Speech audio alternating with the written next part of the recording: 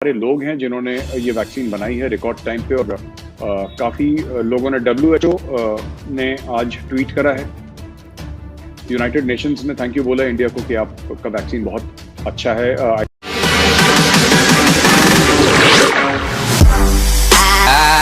Think world का best vaccine इसको मान रहे हैं, और मुल्कों को भी नेबरहुड में काफ़ी दिया है, मुफ्त में दिया है। और जैसे कि मैं अक्सर कहता हूँ कि दर्द देने वाले से दवा देने वाला ज़्यादा बड़ा होता है, तो चाइना ने दर्द दिया, हमने दवा दी। और इस लोग चाइना को काट पाएंगे किसी और कंट्री के साथ रिलेशंस में? आरजू जी, हमारा कभी ये इंटेंट नहीं था कि हम काटें। जैसे कि मैं एक और यूट्यूब चैनल में भी बता रहा था, जब ये सवाल पाकिस्तानी होस्ट ने पूछा मुझसे, तो जैसे चाइना की पॉलिसी है कि हमने किसी को कर्ज दिया, जैसे श्रीलंका का हनुमनटोटा पोर्ट है, और हनुमनटोटा पोर्ट चाइना के साथ अब 99 साल के लिए हो चुका है, और भी दीगर मुल्कों में, अफ्रीका में खास तौर से ऐसा बड़ा हुआ है चाइना के साथ। लेकिन इंडिया ने इतना इन्वेस्टमेंट करा है, चाइना जितना नहीं करा, पर कोई ये नहीं कह सकता कि हमने उनकी ज़मीन हड़प ली। सिमिलरली विद हमारा इंटेंट है मदद करना, साथ में डिप्लोमेसी भी है, इसमें कोई शक नहीं है, क्योंकि हर एक मुल्क करता है, हम भी करते हैं। पर अगर कोई बोले चाइना को काटना है, देखिए साहब, जिस दिन चाइना से वो वायरस निकला था, चाइना उसी दिन कट गया था। चाइना अगर कोरोना की वैक्सीन, माफ कीजिएगा, अगर कोविड-19 की वैक्सीन पूरी दुनिया में मुफ्त भी बांट दे, फिर भी क्या ये लोग भूल पाएंगे कि वुहान से ये वायरस निकला था? नहीं भूल पाएंगे। It is the Chinese virus. Trump गलत नहीं कह रहा था, वो है चाइनीज वायरस।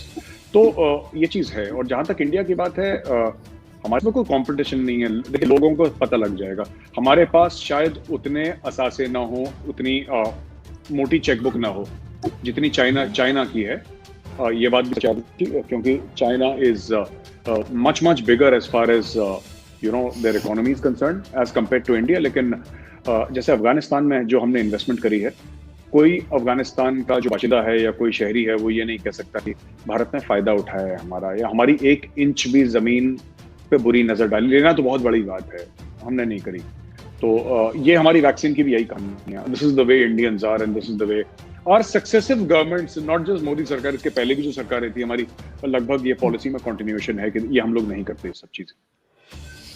बिल्कुल सर, जैसे हम चाइना की बात कर रहे हैं, तो आप लोग यूनाइटेड नेशन में एक लेकर गए हैं एप्लीकेशन, या जो भी कहेंगे, कंप्लेन पाकिस्तान के अगेंस्ट के माइनॉरिटीज के साथ जो कुछ यहाँ पर हो रहा है। हमने एक शो भी किया था उस पे, if I am not wrong. तो आप क्या समझते हैं कि जो चाइनीज मुस्लिम्स हैं उनके साथ जो हो रहा है, तो उसके बारे में क्यों इंडिया बात नहीं कर सकता या नहीं कर रहा? क्योंकि ये तो ह्यूमन राइट्स इशू है ना, ये किसी रिलीजन से रिलेटेड बात नहीं है। नहीं, देखिए, इंडिया तो बात कर ही रहा है, हम लोग तो बात कर ही रहे हैं, मीडिया में हम लोग तो बात कर ही रहे हैं, और मैंने खुद ये बात तो कई बार उठाई है इन सब चीज़ों की।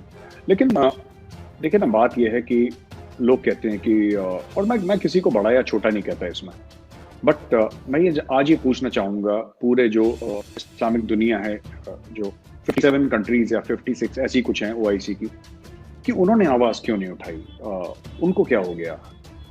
चलिए, जैसे कई लोग कहते हैं कि आप हमारे लिए कहते हैं कि तुम गैर मुसलमान हो, तुम बुरे हो, तुम काफिर हो, तुम ये वो। ठीक है, हम बुरे हैं और हम गैर मुसलमान हैं, हम बुरे लोग हैं, लेकिन आप तो अच्छे हैं, आप बेहतर हैं हमसे, तो आप तो कुछ ऐसा करिए जो इस बात को साबित करे कि आप हमसे बेहतर हैं, और आप आवाज़ उठाइए सबके सामने, पूरी दुनिया के सामने आवाज़ उठाइए कि चीन क्या कर रहा है, चीन को ऐसा नहीं करना चाहिए। और देखिए, एक तो होता है गवर्नमेंट, हर एक सरकार अपने मफादात के हिसाब से चलती है, अपने इंटरेस्ट्स के हिसाब से चलती है, और government of India is no different. अगर हम बोलें कि नहीं साहब हमारी गवर्नमेंट कुछ अलग है, तो ऐसी गवर्नमेंट नहीं है हमारी भी गवर्नमेंट ऐसी सारी।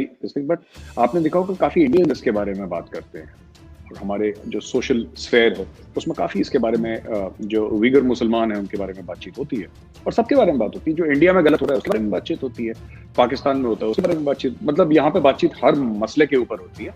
तो मुझे लगता है कि पहला फर्ज इसलिए, क्योंकि OIC बनी आरजू जी इसीलिए थी। OIC was created to be the voice of Muslims. So OIC अगर नहीं बोल रहा है तो इसमें सोचने की जरूरत है। उसमें हो सकता है ये वजह भी हो कि क्योंकि चाइना से अक्सर सबने ना सही, लेकिन पाकिस्तान ने तो कम से कम बहुत कर्जा ले रखा है, और पाकिस्तान एक प्रेशर में है। तो पाकिस्तान तो मेरा नहीं ख्याल कि इस पोजीशन में है कि वो बात कर सके चाइना से। लेकिन अगर हम सिर्फ ह्यूमन राइट्स का देखें, तो वो तो किसी मजहब के लोग भी बात कर सकते हैं, कोई भी कह सकता है उनके लिए। बिल्कुल बिल्कुल आरजू जी, आप बिल्कुल ठीक कह रही हैं और बोलना भी चाहिए। इंडिया की गवर्नमेंट को भी बोलना चाहिए। जहां तक आप कह रहे हैं कि आपने बहुत सारे पैसे ले रखे हैं चीन से, बात सिर्फ पैसे लेने की नहीं है, क्योंकि पैसे पाकिस्तान ने अमेरिका से भी बहुत ले रखे हैं, सऊदी अरब से भी बहुत ले रखे हैं, और चाइना से तो अभी लेना शुरू करा 20-30 साल से। उसके पहले तो 1947 से अमेरिका से ले रहे थे। लेकिन अमेरिका, आपको पता नहीं, शायद पाकिस्तानियों को पता है, नहीं पता है, लेकिन ये जियाउल हक साहब के टाइम पे तो अमेरिकन एम्बेसी में इस्लामाबाद पर अटैक हुआ था, आपको अगर याद हो तो।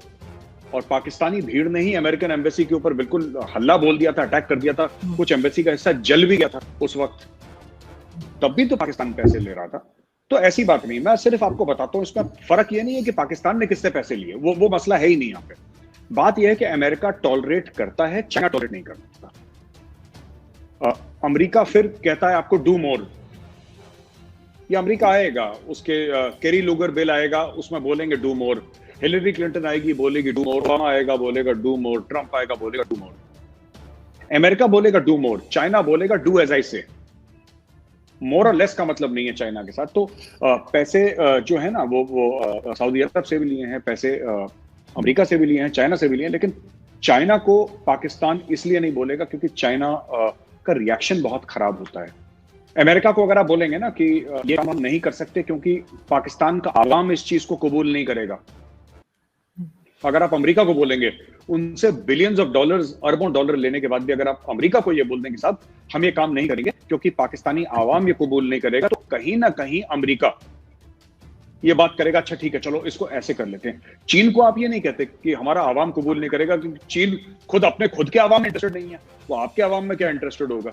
तो चीन तो बोलेगा साहब आपने हमसे पैसे पकड़े, आप काम करिए। तो माइंडसेट का इशू है यार मुझे।